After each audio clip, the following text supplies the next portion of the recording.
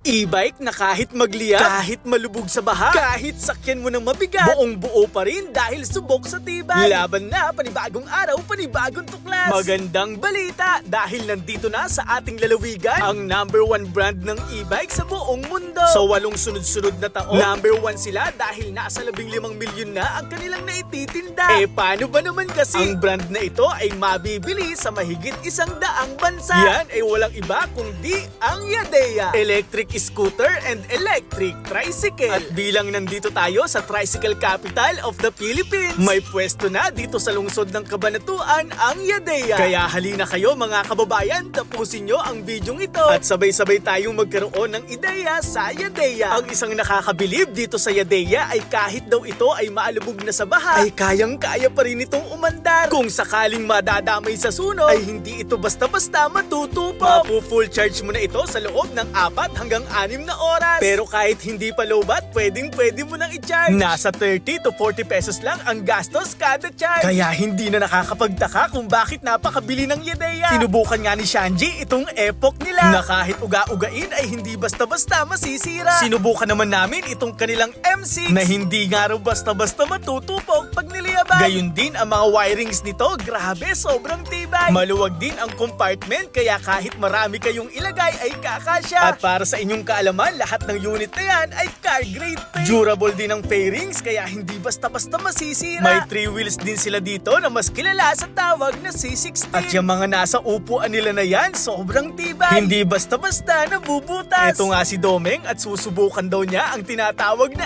M6. Napakagandang e-bike nito, napakaangas. Ang kagandahan sa Yadea, ang battery nito ay umaabot hanggang 8 taon. Si Shanji ang sinubukan naman ay ang patok na Yadea Epoch. Ang isang maganda pa sa Yadea ay ang warranty nito ay hanggang 2 taon. Grabe, napakaangas ng design. Si Yvonne naman ang susubukan ay ang tinatawag nilang Ruby Beam. Ang e-bike na ito ay kaya nang umabot ng 70 kilometers sa isang charge lang. Sabi nga ni Yvonne ay napakasarap sakyan. At heto naman, susubukan ko ang kanilang ipinagmamalaking 3 wheels. At para mapatunayan kung matibay nga ay sumakay si Sanji sa taas. May tempered glass ang windshield dyan kaya hindi basta-basta mababasag. 80 kilometers din ang inaabot niyan sa isang charge lang. Pero ang tanong, nasa magkano ba ang presyo ng Yadea? Nagre-range lang ito from 24,000 to 85,000 pesos. Pag dito nyo napiling bumili, lifetime na ang free service. Grabe, kaya pala 15 million na ang nakabili ng Yadea. Para sa iba pang katanungan, nasa caption po ang kanilang official Facebook page. Ito pong muli si SK Philip, isang proud probinsyano at isang proud Novoecijano mula sa bayan ng Laon.